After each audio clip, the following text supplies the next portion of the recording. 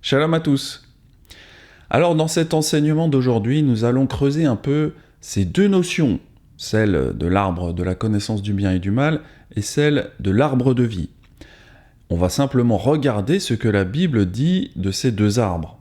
Apocalypse 22,14 nous dit que ceux qui accomplissent les commandements de la Torah auront droit à l'arbre de vie, afin qu'ils puissent entrer dans les portes de la ville, c'est-à-dire la Jérusalem céleste. Heureux ceux qui observent ces commandements afin d'avoir droit à l'arbre de vie et d'entrer par les portes dans la ville. Alors si vous prenez votre Bible à la maison et que vous allez lire ce verset que je viens de vous lire, eh bien il est fort probable que vous n'ayez pas la même version. Vous aurez probablement un truc du style « Heureux ceux qui lavent leurs robes afin d'avoir droit à l'arbre de vie ». Alors effectivement, certaines traductions parlent de laver nos robes. Et puis d'autres traductions disent qu'il faut obéir aux commandements. Alors il faut reconnaître que laver une robe et observer les commandements de la Torah, cela semble être deux choses assez différentes. Et précisément, l'étude que vous regardez, cela concerne l'arbre de vie. La volonté de Yahweh, c'est qu'on mange du fruit de cet arbre pour vivre éternellement. Et donc je ne crois pas me tromper en disant que chaque croyant en Yeshua, eh bien, nous souhaitons tous vivre éternellement avec Yahweh Yeshua. En tout cas, c'est mon but dans l'existence, et j'espère que c'est la même chose pour vous. Bon, alors si la vie éternelle, avec Yahweh Yeshua, eh bien c'est la finalité que recherchent tous les croyants, il est donc crucial de savoir ce qu'il faut faire pour y arriver. Devons-nous laver notre robe ou devons-nous observer ses commandements? Quelle est la bonne traduction dans tout ça? Quand nous allons sur un site qui compare toutes les différentes traductions de la Bible, nous voyons que Apocalypse 22,14, eh bien, il varie d'un traducteur à l'autre. Alors vous avez Louis II qui parle de laver sa robe, vous avez le maître de Sassy qui dit de laver ses vêtements dans le sang de l'agneau, ensuite vous avez Martin, Osterwald qui disent d'observer les commandements, vous avez Perret, Gentil et Riet qui parlent de blanchir nos robes. Bref, quand on voit toutes ces traductions, c'est un peu compliqué de faire un choix. Mais j'avais déjà expliqué cette différence qui provient du choix du manuscrit grec utilisé par les traducteurs. Dans la vidéo « Quelle Bible choisir ?», j'en avais déjà parlé. Et d'ailleurs, vous êtes très nombreux à me poser cette question dans les commentaires. Pas plus tard que cette semaine, on m'a encore demandé « Benjamin, quelle est la version de la Bible que tu utilises ?» Donc, allez voir cette vidéo, parce que je réponds à ces questions-là. D'ailleurs, dans cette vidéo, j'explique notamment que le texte majoritaire, c'est celui qui dit qu'on doit observer les commandements. Il est appelé majoritaire car on a retrouvé beaucoup de copies de ce manuscrit. Ensuite, il y a le texte minoritaire qui dit qu'on doit laver nos robes. Eh bien, voilà, il est minoritaire parce qu'on a trouvé moins de copies dans le grec. Alors, on serait plus facilement tenté de suivre le texte en provenance des manuscrits majoritaires, parce que voilà, si un manuscrit a beaucoup de copies, eh bien on peut estimer qu'il sera sans doute plus fiable historiquement parlant. D'ailleurs, quand des historiens cherchent à savoir si un texte est fiable, eh bien ils regardent souvent le nombre d'exemplaires qu'on a retrouvés, qu'on parle de la Bible ou d'un autre livre historique. Bon, maintenant, si on considère les traductions françaises, vous vous demandez quelle est la traduction la plus répandue en francophonie, eh bien la réponse, c'est la version seconde. On va dire que c'est la traduction majoritaire, ça veut dire que 90% des Bibles qui sont dans les maisons sont des Louis II. Mais alors, pourquoi cette traduction qui est majoritairement présente, eh bien ce traducteur a justement utilisé le manuscrit minoritaire. Bon, je ne sais pas si tout le monde a bien compris ce que je voulais expliquer, mais en gros, c'est assez étonnant de voir que la version seconde, c'est la plus répandue dans le monde francophone, alors que justement, le traducteur a utilisé le manuscrit qui était le moins copié dans le monde grec. Alors pourquoi cette incohérence ? Eh bien, le problème, c'est que la doctrine qui dit d'obéir aux commandements pour avoir la vie éternelle, eh bien, ça ne correspond pas à la compréhension protestante du salut. Ça veut dire que la version qui parle d'obéir aux commandements, eh bien, elle n'a probablement pas été très appréciée par les traducteurs protestants comme second. Rappelez-vous, il y a quelques jours, j'ai fait l'enseignement sur Acte 15, et dans cette étude, je montrais que ce chapitre des Actes met l'accent sur le salut par la grâce. Et pourtant, vous avez l'apôtre Yaakov qui demandait aux non-juifs d'obéir à des commandements de l'Ancien Testament. J'avais montré qu'un pasteur chrétien, il était très perplexe sur ce paradoxe de Acte 15. Et il y a même des éléments qui sont troublants dans ce texte. Par exemple, pourquoi est-ce qu'il y a une telle insistance sur le salut par la grâce seule de notre Dieu? Et en même temps, petit bémol, mais quand même, éviter la consommation de viande sacrifiée aux idoles, éviter le sang, éviter et des choses où on se dit, mais en fait, attends, on est sauvé par grâce, ou alors par grâce, plus il faut éviter ça? Et il y a une question qui est un petit peu perturbante derrière ça. On va essayer de comprendre ensemble un peu plus tard. En effet, dans le christianisme, on enseigne que le salut vient de la grâce, uniquement. Il est donc inutile d'obéir aux commandements, d'où l'incompréhension du pasteur. Alors je peux facilement imaginer que quand Second a vu le verset d'Apocalypse 22,14, il n'a probablement pas beaucoup apprécié ce qu'il a pu lire dans le manuscrit majoritaire. Heureux ceux qui observent ces commandements afin d'avoir droit à l'arbre de vie et d'entrer par les portes dans la ville. J'imagine bien Louis II se dire « Mais comment ça? On est sauvé en obéissant aux commandements ?» Louis était un pasteur protestant qui avait été nourri à la doctrine de Luther qui enseignait le fameux « sola gratia », qui dit que seule la grâce sauve. Bon alors, on a déjà fait pas mal de vidéos sur la doctrine de l'hypergrâce, donc je ne vais pas refaire toute la démonstration complète avec les enseignements des apôtres, mais dans la vidéo de l'hypergrâce, nous avions vu qu'effectivement, les apôtres de Yeshua n'ont jamais enseigné qu'il fallait négliger l'observation des commandements, comme a pu le faire Martin Luther. On avait vu que l'observation des commandements n'a pas la fonction de nous sauver, mais cela démontre l'existence de notre foi et de notre amour pour Yahweh, et également ça provoque notre sanctification, sans pour autant nous donner accès au salut. Alors je rappelle ici que le sujet de notre étude, c'est l'arbre de vie. Et donc, pour comprendre qu'est-ce que c'est que cet arbre, nous allons voir dans quelles circonstances les Écritures nous parlent de cet arbre et pourquoi il est lié à l'observance des commandements. Alors pour comprendre, on va observer l'arbre de vie du jardin d'Éden. Puis Yahweh Elohim planta un jardin en Éden, du côté de l'Orient, et il y mit l'homme qu'il avait formé. Alors dans ce jardin, Yahweh Elohim fit pousser des arbres de toutes sortes, agréables à la vue et bons à manger. Autrement dit, Adam et Rava, donc Rava c'est Ève, ils y trouveraient tout ce dont ils avaient besoin. Yahweh Elohim fit pousser du sol des arbres de toute espèce, agréables à voir et bons à manger. De plus, Yahweh plaça 2 arbres particuliers dans ce jardin d'Éden. Ces 2 arbres un peu spéciaux furent appelés l'arbre de vie et l'arbre de la connaissance du bien et du mal. Yahweh Elohim fit pousser du sol des arbres de toute espèce, agréables à voir et bons à manger, et l'arbre de la vie au milieu du jardin, et l'arbre de la connaissance du bien et du mal. Alors ensuite Yahweh dit à Adam qu'il pouvait manger librement de tous les arbres, y compris l'arbre de vie, mais qu'il ne pouvait pas manger de l'arbre de la connaissance du bien et du mal, parce que le jour où il en mangerait, il mourrait certainement. Yahweh Elohim prit l'homme et le plaça dans le jardin d'Éden pour le cultiver et pour le garder.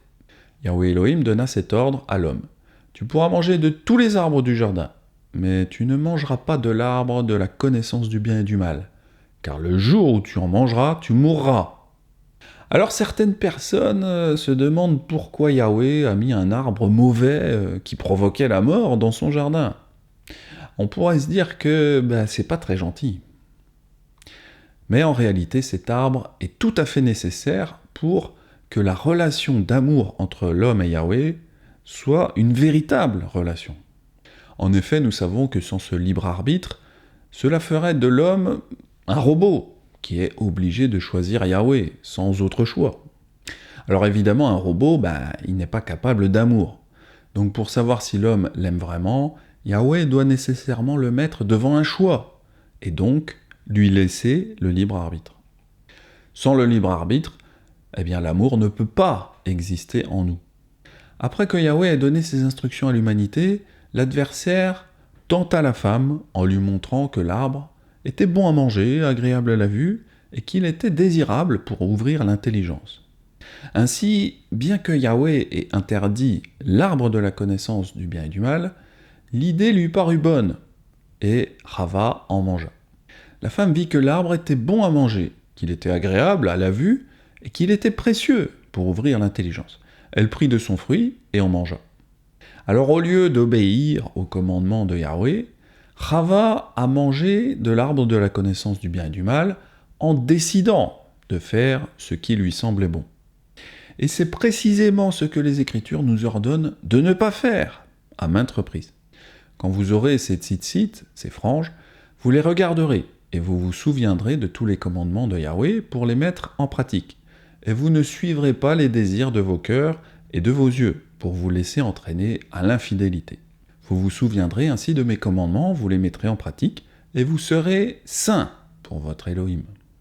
À travers ce passage, on voit que l'obéissance au commandement, ça a vraiment ce but de devenir des saints et pas d'être sauvés.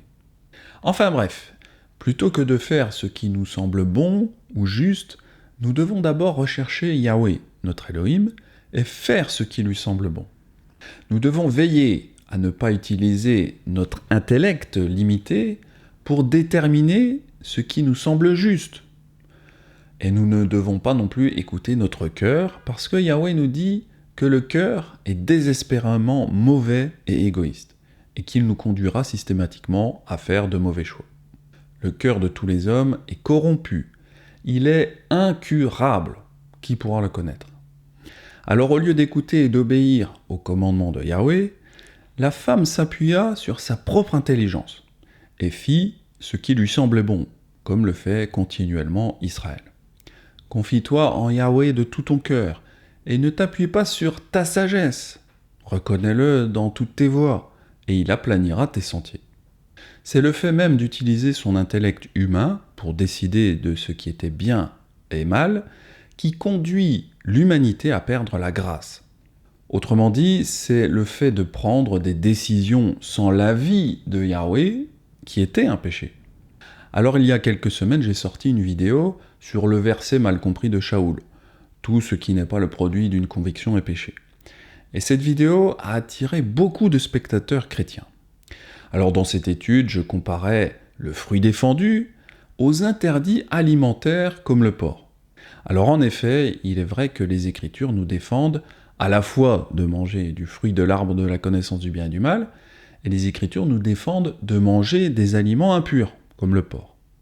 Alors dans les commentaires, j'ai évidemment eu droit aux arguments habituels des chrétiens de l'hypergrâce. « Tu ne comprends pas, Benjamin, nous sommes dans la grâce, nous pouvons manger ce qu'on veut. » Je vous invite à aller voir ces petites discussions, parce que c'était vraiment comme si j'étais en face de Rava. Je discutais avec Rava dans le Gan Eden, et voilà, les chrétiens ont cette volonté d'agir en suivant leur intelligence, et non l'obéissance au commandement que Yahweh leur a donné.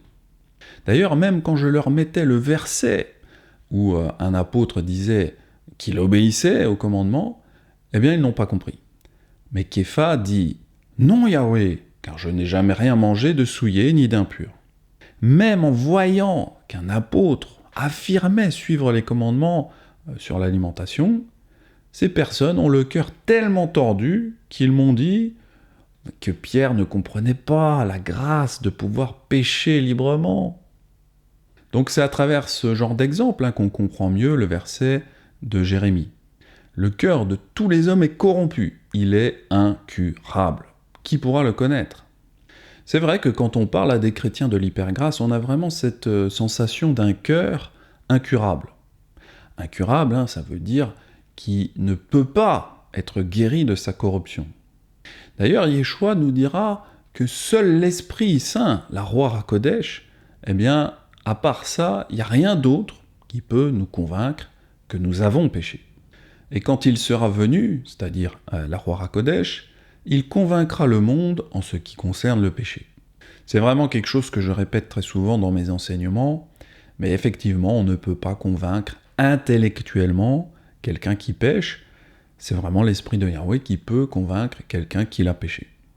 Mais ce qui m'a frappé, c'est que pour bon nombre de chrétiens, la grâce, c'est de pouvoir pécher librement et sans conséquence. Alors que pour moi, la grâce de Yahweh, c'est qu'il m'a donné ce privilège d'entendre et d'obéir à ses commandements. D'ailleurs, David pensait de la même façon. « Éloigne de moi la voie du mensonge, et accorde-moi la grâce de suivre ta Torah. » Donc la grâce, c'est de pouvoir suivre les commandements de la Torah. D'ailleurs, quand Adam et Rava, ils ont chuté, ils ont perdu la grâce et la faveur de Yahweh, car ils ont été mis à la porte du jardin d'Éden.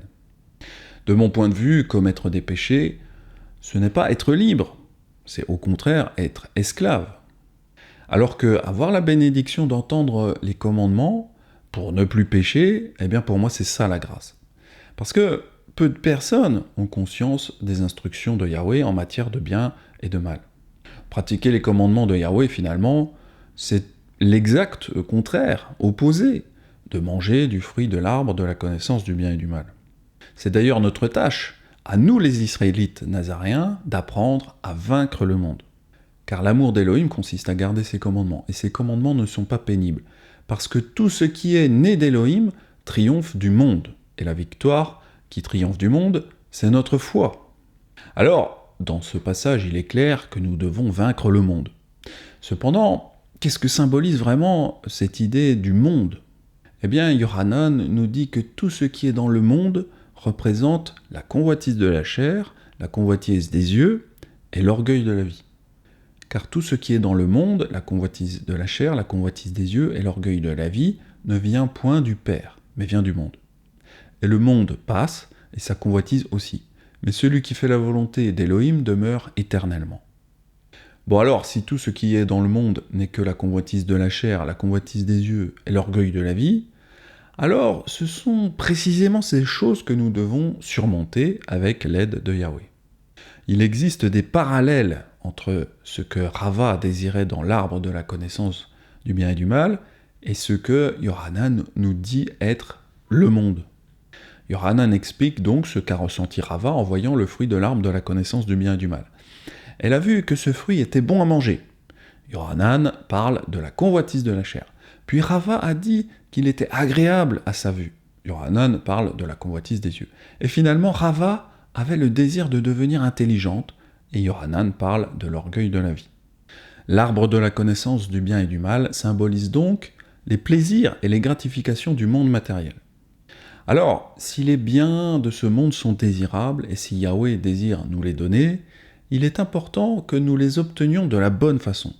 Ne vous inquiétez donc point, et ne dites pas « Que mangerons-nous ? Que boirons-nous ? De quoi serons-nous vêtus ?»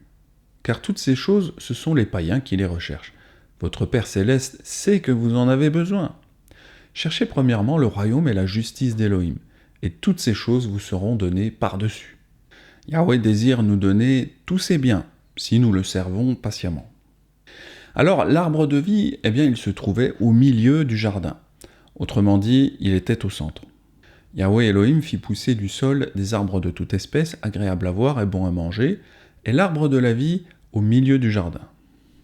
Alors, si le jardin d'Éden représente notre vie ici-bas, l'arbre de vie représente la récompense éternelle que nous recevons lorsque nous lui obéissons. Ce principe est au cœur du dessein et de la volonté de Yahweh pour nous, d'où sa place centrale dans le Gan Éden. L'arbre de la connaissance représente notre inclination naturelle à prendre nos propres décisions en fonction de ce que nous considérons comme bien ou mal. Alors aussi naturel que cela puisse paraître, manger de l'arbre de la connaissance fait le jeu de Satan. C'est précisément pourquoi Satan a tenté la femme de manger de ce fruit. Alors en 1904, le père du satanisme moderne, un Anglais du nom d'Alistair Crowley, écrivit son livre de la loi, qu'il prétendait lui avoir été dicté par Satan lui-même. La première règle de son livre de la loi était « Fais ce que tu veux, sera toute la loi ». L'idée du satanisme finalement se résume dans le fait de faire ce que nous voulons. Satan veut que nous mordions dans ce choix du bien et du mal sans écouter la voix de Yahweh. et sans garder ses commandements. Alors durant la période de mai 68, il y eut un changement majeur dans la société française. Tous les interdits, ils ont volé en éclats. Il y avait des slogans du style « Il est interdit d'interdire ». Ce slogan est typiquement satanique. La plupart des interdits dans la société française provenaient de l'Église, et donc d'une certaine façon provenaient des Écritures. L'Église, en se basant sur la Bible, avait établi des normes, comme le mariage, les valeurs de la famille, le patriarcat, la sexualité dans le mariage, etc. Et finalement, en 68, c'est comme si les Français avaient décidé de rejeter violemment ces ordonnances, qui leur semblaient venir d'un autre âge. Dans la vidéo « Pourquoi la France va mal ?», on avait vu que l'origine du déclin de la France n'était pas directement la conséquence de mai 68, mais les racines de ce changement, c'était le Concile Vatican II, qui s'est déroulé entre 62 et 65. Finalement, l'invention du concept des conciles, cela fait partie de manger du fruit de l'arbre de la connaissance du bien et du mal. Parce que, durant les conciles, l'Église a toujours cherché à redéfinir la foi originelle de Yeshua pour la modifier. Dans les évangiles, nous lisons que Yeshua est venu rétablir la doctrine originelle de son Père, que les responsables religieux avaient modifié avec, vous savez, la loi orale, les commandements d'hommes, les traditions, etc. Mais finalement, l'Église chrétienne a fait la même chose que les pharisiens, en modifiant concile après concile la foi originelle de Yeshua. L'Église chrétienne a finalement décidé, à la place de Yahweh, ce qui était bien ou mal, et n'a plus écouté son esprit. Les chrétiens n'ont jamais suivi ce que l'Esprit avait décidé dans Acte 15. Ils ont rejeté ces commandements, tout comme Rava l'avait fait dans le Gan Eden. Alors lorsque nous sommes sauvés par Yahweh, nous devons lui confier le contrôle de notre vie. Nous lui donnons les commandes, pour ainsi dire. Vous savez, aux États-Unis, ils ont un proverbe très connu qui dit « If God is your co-pilot, switch seats ». Ce qui se traduit par « Si Elohim est ton copilote, alors change de place ». Alors, on peut dire que apprendre, à entendre et à obéir à la voix de Yahweh, ce n'est pas un moment unique, après lequel nous entendrons et obéirons toujours parfaitement à sa voix. En fait, entendre et obéir à Yahweh, c'est plutôt un apprentissage continu, qui exige un effort, un engagement et un dévouement toujours plus important pour réussir les épreuves suivantes. Yahweh ne veut pas que nous ayons la voie facile, ni le confort chrétien. Mais il nous donne l'occasion de grandir et de développer notre caractère par toutes sortes d'épreuves et de tests. Alors, même si les enjeux sont de plus en plus importants, Shaoul nous rappelle que Yahweh ne veut pas nous écraser, mais seulement nous mettre au défi. Yahweh ne nous donnera jamais plus que ce que nous pouvons supporter. C'est pourquoi, parallèlement à l'épreuve, ou à la tentation, Yahweh nous donnera aussi une solution, un moyen d'en sortir. Cependant, c'est à nous de trouver la solution en travaillant à comprendre sa volonté. Que celui donc qui croit être ferme prenne garde à ne pas tomber. Aucune tentation ne vous est survenue qui n'ait été une tentation humaine. Mais Elohim est fidèle, qui ne permettra point que vous soyez tentés au-delà de vos forces. Mais avec la tentation, il vous donnera aussi l'issue, de sorte que vous puissiez la supporter. Alors Job, il est connu pour être un personnage biblique qui a reçu probablement les épreuves les plus difficiles qui soient. Cependant, nous voyons que dans les tréfonds du cœur de Job, il y avait peut-être encore cette pensée de choisir entre le bien et le mal. D'ailleurs, un des amis de Job lui avait reproché de croire que sa pensée était la bonne. « Tu dis à Elohim, ma pensée est la vraie, et je suis irréprochable devant toi. » Et puis nous voyons que Job va parfois reprocher des choses à Yahweh. « Est-ce un bonheur pour toi de me maltraiter, de rejeter l'ouvrage de tes mains, tandis que tu fais briller le conseil des méchants ?» À travers son épreuve, on voit Job accuser Yahweh de se réjouir de l'épreuve qu'il lui avait donnée et de favoriser les pécheurs. C'est quand même gonflé. Rappelez-vous, dans notre enseignement sur les anniversaires, nous avions vu que Job, il pensait que ses enfants péchaient en fêtant leur anniversaire. Ses fils allaient faire un festin chez chacun d'eux à tour de rôle, et ils invitaient leurs 3 sœurs à manger et à boire avec eux. Et quand ils avaient achevé le tour des festins, Job les faisait venir pour les sanctifier. Et le lendemain, dès le matin, il offrait pour chacun d'eux un holocauste, car Job se disait « Peut-être mes fils ont-ils péché, et ils ont renié Elohim dans leur cœur. » C'est ainsi que Job agissait toujours. Alors les grands érudits chrétiens sont également d'avis que les enfants de Job fêtaient leurs anniversaires. Le pasteur Frédéric Godet le confirme dans son commentaire. Il faut penser plutôt à un tour de festin revenant une fois par an pour chacun des frères, peut-être à leur jour de naissance. Les mots rendus par « à tour de rôle » pourraient aussi signifier « à son anniversaire ». Chacune de ces fêtes de famille durait sans doute plusieurs jours. Dans les Écritures, Yahweh ne nous demande jamais de célébrer notre jour de naissance. C'est encore une démarche qui vient du monde et qui est profondément égoïste. Mais vous savez, si Job a offert des sacrifices pour ses enfants, c'est qu'il savait dans son fort intérieur que ce n'était pas bon selon Yahweh. Les chrétiens célèbrent aussi l'anniversaire du Messie, alors que Yeshua, il n'a jamais demandé qu'on célèbre l'anniversaire de sa naissance. Et quand nous essayons de reprendre nos frères chrétiens, de ne pas célébrer Noël, ils nous répondent que selon eux, c'est pas un péché, car ils ne cherchent qu'à faire une fête en l'honneur de leur Créateur. Noël est typiquement un des fruits de l'arbre de la connaissance du bien et du mal. En effet, nous voyons dans les Écritures que les Hébreux ont aussi voulu célébrer une fête en l'honneur de Yahweh. Mais cela ne s'est pas très bien passé. Lorsqu'Aaron vit cela, il bâtit un autel devant lui et il s'écria « Demain, il y aura une fête en l'honneur de Yahweh !» Alors même si cette fête du veau d'or, c'était en l'honneur de Yahweh, ça lui a pas plu. Et donc, 3000 Israélites ont trouvé la mort. La raison pour laquelle Rava a échoué au test dans le Gan Eden, c'est qu'elle écoutait la voix de la tentation. Et puis peut-être sans réfléchir, elle a fait ce qui semblait bon à ses propres yeux. Yeshua, c'est le cep. En demeurant en lui, nous avons accès à l'arbre de vie, et nous pouvons franchir les portes de la ville.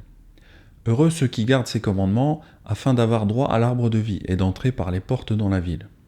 Alors oui, j'ai choisi la version où il est question d'obéir aux commandements, pour avoir accès à l'arbre de vie.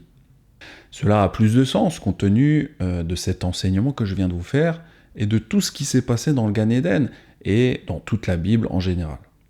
Mais alors, que penser du texte minoritaire avec cette histoire de la robe ? Heureux ceux qui lavent leur robe afin d'avoir droit à l'arbre de vie. Alors cette version est moins littérale, mais laver notre robe, cela veut aussi dire d'obéir aux commandements d'une manière, on va dire, plus poétique. En effet, nous savons que Yeshua nous a lavés de nos péchés par sa mort. Cependant, une fois qu'on a la foi d'être sauvé, notre travail consiste à conserver nos vêtements purs et sans tache. Ça veut dire qu'on ne doit plus pécher, et on doit donc obéir aux commandements de la Torah. Quiconque pêche transgresse la Torah, et le péché est la transgression de la Torah. Alors pour comprendre ce processus d'avoir nos vêtements lavés et de conserver nos vêtements propres, nous allons lire Zacharie. Alors dans Zacharie, on a un processus par lequel est passé Yehoshua. Alors ces vêtements ont été d'abord lavés. Or Yehoshua était couvert de vêtements sales, et il se tenait debout devant l'ange. L'ange prenant la parole dit à ceux qui étaient devant lui, « ôtez-lui les vêtements sales !» Puis il dit à Yehoshua, « Vois, je t'enlève ton iniquité, et je te revêts d'habits de fête. Je dis qu'on mette sur sa tête un turban pur. » Et ils mirent un turban pur sur sa tête, et ils lui mirent des vêtements. L'ange de Yahweh était là. L'ange de Yahweh fit à Yehoshua cette déclaration. « Ainsi parle Yahweh des armées, si tu marches dans mes voies, et si tu observes mes commandements, tu jugeras ma maison, et tu garderas mes parvis, et je te donnerai libre accès parmi ceux qui sont ici. » Alors dans ce passage, on voit que pour conserver la grâce, et pour conserver ses vêtements propres, Yehoshua devait garder les commandements de Yahweh. Ce qui est logique, parce que le péché, c'est ça qui salit nos vêtements spirituels. Nous avions vu également dans Acte 15 que ce chapitre est un témoignage des apôtres qui dit que nous devons pratiquer les commandements malgré qu'on soit sauvé par grâce. Ça veut dire que la grâce et l'obéissance aux commandements, c'est pas des choses opposées. Ils doivent être associés pour une vie dans la grâce de Yahweh. Éloigne de moi la voie du mensonge et accorde-moi la grâce de suivre ta Torah. Certains chrétiens rétorquent souvent qu'il faut être juif pour pouvoir obéir aux commandements. Acte 15 nous démontre exactement le contraire. Et puis Rava, elle n'était pas juive, mais elle aurait quand même dû écouter le commandement de Yahweh et se détourner de l'arbre de la connaissance du bien et du mal. Tout cela démontre que les commandements de Yahweh, c'est pour toute l'humanité, peu importe notre origine ethnique. Pour conclure, nous avons vu que les deux arbres du Gan Eden représentent deux chemins différents. L'arbre de la connaissance du bien et du mal représente le chemin qui mène à la mort. Les fruits de cet arbre sont multiples autour de nous. On les voit à travers les différents conciles de l'Église, à travers des périodes comme mai 68. On retrouve ces mauvais fruits dans le monde d'une manière générale. Par contre, l'arbre de vie n'est accessible qu'à travers l'obéissance au commandement de Yahweh. On voit donc que ces deux arbres symbolisent deux façons de vivre, l'une qui mène à la vie et l'autre à la mort. Rava a décidé de suivre ce mauvais chemin. Et depuis ce moment de la chute de l'humanité, Yahweh a prévu un chemin pour revenir au Gan Eden. Et ce chemin, c'est Yeshua Mashiach. Yeshua lui dit « Je suis le chemin, la vérité et la vie. Nul ne vient au Père que par moi. » Yeshua nous demande d'obéir aux commandements de la Torah si nous voulons avoir une place dans son royaume, et donc manger de l'arbre de vie. Celui donc qui supprimera l'un de ses plus petits commandements et qui enseignera aux hommes à faire de même sera appelé le plus petit dans le royaume des cieux. Mais celui qui les observera et qui enseignera à les observer, celui-là sera appelé grand dans le royaume des cieux. Yeshua nous dit que non seulement on doit observer les commandements de la Torah, mais on doit aussi les enseigner à nos enfants et autour de nous. Merci d'avoir regardé cette vidéo jusqu'au bout. Je me suis inspiré d'un enseignement de Nazarene Israël. Quant à moi, je vous dis à très bientôt pour de futurs enseignements nazaréens, si Yahweh me le permet. C'était Benjamin, shalom à tous.